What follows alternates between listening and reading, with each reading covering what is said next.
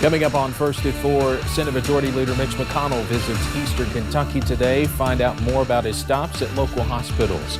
And COVID-19 cases in one southern Kentucky town are linked to a restaurant. We'll talk to health officials. And comfortable temperatures are in store for the next couple of days, but a heat wave is on the way. First at 4 is next. Dedicated to Eastern and Southern Kentucky, this is WYMT Mountain News First at 4.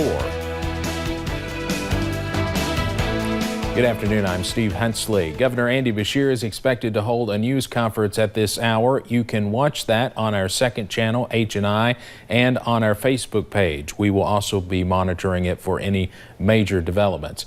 Meanwhile, First at 4, Senate Majority Leader Mitch McConnell made several stops at hospitals throughout our region today. WYMT's Madison Pergram was at the first event in Corbin and has more. Senate Majority Leader Mitch McConnell made 3 stops at hospitals today in the region. The first stop was here in Corbin at Baptist Health. McConnell stopping to show his appreciation for the frontline healthcare workers and to talk about the Coronavirus Aid, Relief, and Economic Security Act, also known as the CARES Act. McConnell also emphasizing how important it is to wear a mask. Here in Corbin, McConnell was joined by Anthony Powers, president of the hospital, to talk about the impact the nearly $10.3 million had locally. It's really sustained us to be able to get through this financial burden. We are still about $7 million down net revenue, but honestly, the difference between 17 million down and 7 million is astronomical. We'll have more on McConnell's visit and what he had to say about an additional relief package coming up. For now in Corbin, Madison Pergram, WYMT Mountain News. And after a stop in Corbin, he made a stop at St. Joseph Hospital in London and then went on to Rockcastle Regional Hospital. Now, we also want to remind you that you can hear from McConnell's Democratic opponent in the November election, Amy McGrath, tonight at 7 o'clock during a new Issues and Answers right here on WYMT.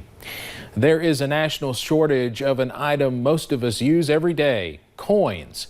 We spoke with the Vice President and Senior Loan Officer at Whitaker Bank and Hazard, who says the Federal Reserve rationed coins for a short period of time due to the COVID-19 pandemic. Another reason, people were not out shopping, which reduced the amount of coins in circulation. We are just now starting to see the effects of the coin shortage. The Federal Reserve is limiting the amount of coin that banks can receive, and because of that, area businesses are not able to receive the amount of coin that they did in the past. You're not able to adequately service your businesses, and that's certainly something that's unfortunate, and we're trying our best to work with the businesses because of that. WYMT's Dakota Makers will have more from a local business who is feeling the impacts of the coin shortage coming up tonight at 6. Officials in Pulaski County are working to slow the possible spread of COVID-19 linked to workers at a local Cracker Barrel. WYMT's Will Puckett talked to county and health officials today and has more.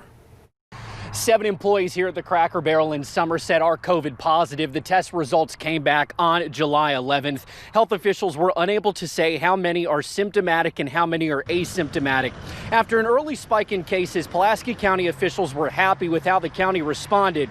Now with another possible outbreak, this time linked to a popular restaurant, Deputy Judge Executive Dan Price is again asking everyone to take the proper precautions and do their part. What's a challenge?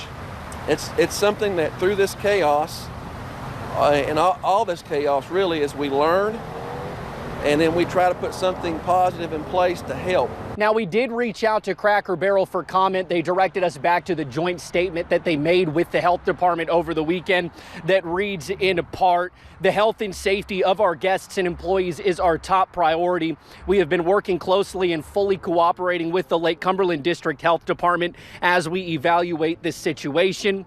The restaurant has went back to go orders until they can get this spread under control. In Somerset, Will Puckett, WYMT Mountain News.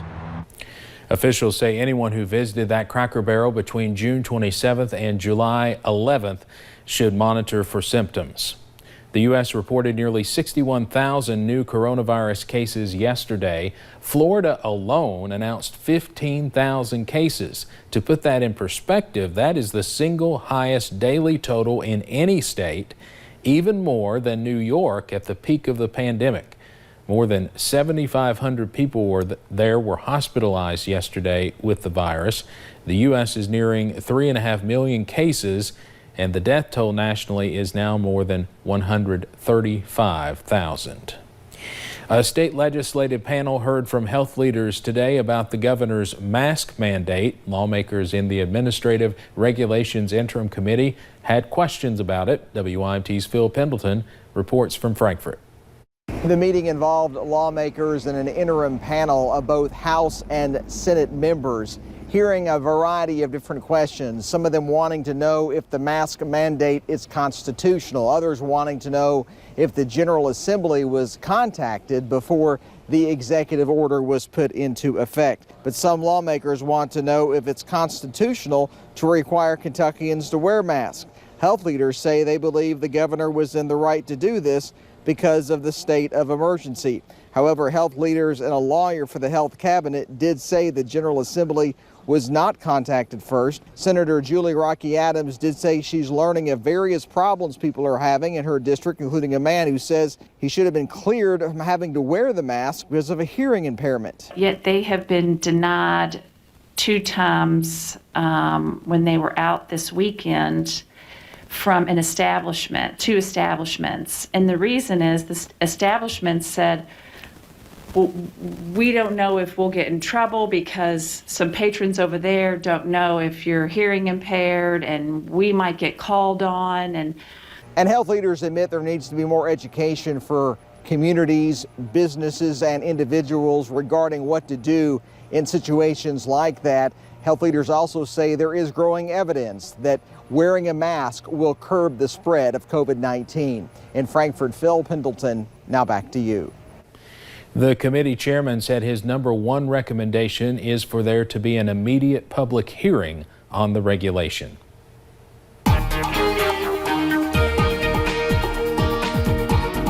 If you haven't been outside today, highly recommend it. It's been a gorgeous day, which is why I'm outside here for the 4, and you're going to want to get out and enjoy these temperatures now, because heading into the next couple of days, we got a little bit of a heat wave on the way moving into Kentucky, but for now, we're going to enjoy the nice weather. Let's go ahead and take you up to a few of those cameras as we look into the National Weather Service camera in Jackson. Beautiful blue sky, seeing that outside my porch as well. 81 degrees and feeling that way. Dew points in the lower 60s, so very comfortable outside. Temperatures across the area a little bit warmer down into the Cumberland Valley, closer to the mid 80s, lower 80s, and if you are Pikeville at 75 degrees, pretty jealous of you, feeling very comfortable out there. And once again, those dew points into about the low to mid 60s, so maybe getting a little bit sticky out here, but it still feels great, especially compared to the hot temperatures we saw the past couple of days. Satellite and radar has been fairly quiet throughout the day. We'll continue to be on that dry side, and we'll actually see these clouds really get out of here heading into tonight. So take the dinner outside. If you're still working, take the work outside. 84 right around 5 o'clock, lower 80s by the time we get closer to 7 o'clock tonight. So like I said, enjoy it while we can. A heat wave's on the way, and I'll have more details on that coming up in a few minutes. All right, Paige, thank you. Federal prosecutors are seeking prison time for a former Kentucky Democratic Party chief when he is sentenced this Thursday. But an attorney representing Jerry Lundergan is just seeking probation. Prosecutors say court documents show the correct sentencing range as 63 to 78 months. If you remember, Lundergan was convicted last year of orchestrating a scheme to funnel illegal contributions to his daughter, Allison Lundergan Grimes' 2014 U.S. Senate campaign against Mitch McConnell. A West Virginia postal carrier pleaded guilty in federal court last week to altering mail-in requests for absentee voter ballots. 47-year-old Thomas Cooper admitted to changing some voters' ballot requests from Democrat to Republican with a black ink pen. A county clerk became suspicious because she knew some of the voters were not Republicans. She then contacted West Virginia's Secretary of State. Cooper told investigators he did it as a, quote, joke. Let's head over to Wall Street now on this Monday afternoon. The Dow closes up today more than 10 points. Authorities say a body was found at a Southern California lake where former Glee actress Naya Rivera disappeared. The sheriff's office there said the body was discovered at Lake Peru. Right now, the body has not been identified. Rivera went missing Wednesday after she and her son rented a pontoon boat. Her son was later found on the boat by himself wearing a life jacket. Another life jacket was found on the boat. Straight ahead on First at 4, a decades-long debate is coming to an end. An NFL team is changing its controversial name. And hot temperatures return by the middle of this week. How hot will we get? I'll have that answer coming up.